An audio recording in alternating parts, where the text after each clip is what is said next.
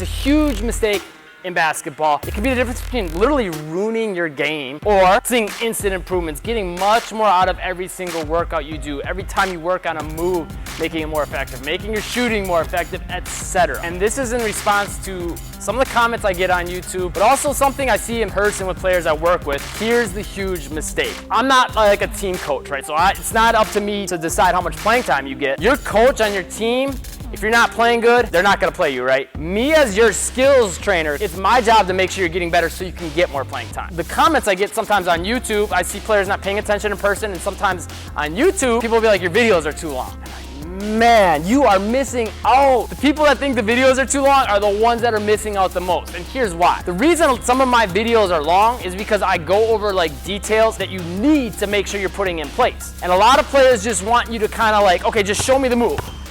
So I show them the move, and then all of a sudden they work on it and the footwork gets all sloppy and it's out of sync, or the fake doesn't get sold, the dribble timing isn't right, the power and the speed isn't there because they don't want to take the time to watch a longer video to get all those details that could literally help you improve in seconds. It's the difference between a player that sees more improvement every single workout, gets instant improvements, and now every time it's built into their workouts because it's become a habit and they get massive, massive, massive improvements, or a player that don't want to pay attention to the details, watch it and go ahead and do it however they think is pretty close, and now they've practiced thousands of repetitions doing something in a way that's not effective, and then when game time comes, they wonder what happened. Why is it not working? Because you didn't want to take the time in the first place to learn how to do it right, to learn all the details that could take it next level. Or maybe you're not doing it in a way that's terrible, but maybe it's just average, and you could be getting all these extra improvements that the players that are taking the time to pay attention to those things will get. There's two parts to this that you need to make sure are in place. Number one, the patience. The patience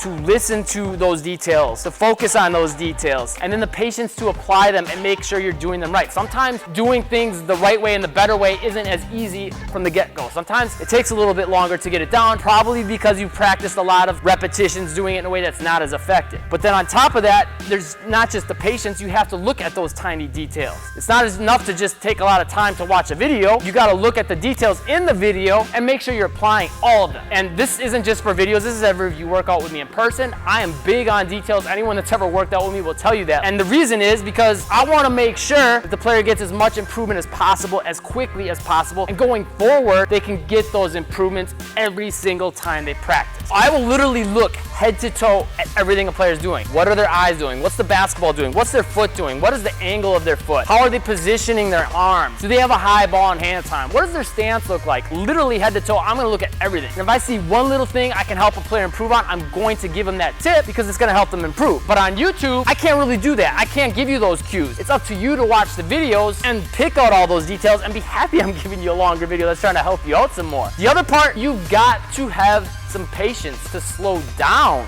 in your practice. Don't rush through everything just to try to do it as fast as you can. That's one of the problems I see with a lot of players. Some players need to add more speed to the mix, but a lot of players, they're just trying to rush everything, and now they rush the footwork, and this was supposed to be a hard fake this way and sell this way, but because they're rushing it and their feet get all sloppy, they never really sell that good fake. Your defender doesn't shift, and now you got a move that doesn't work. So there's a perfectly good example, and that's just one. I could give you thousands, I could go all day, but that's what my other YouTube videos are for. And if you want to learn the right way to do some things as far as some moves that you can count on and some layups you can count on, check out this video for handles and this video. Be sure to subscribe and click the bell icon so you can catch the newest videos. I'll see you in one of those videos next.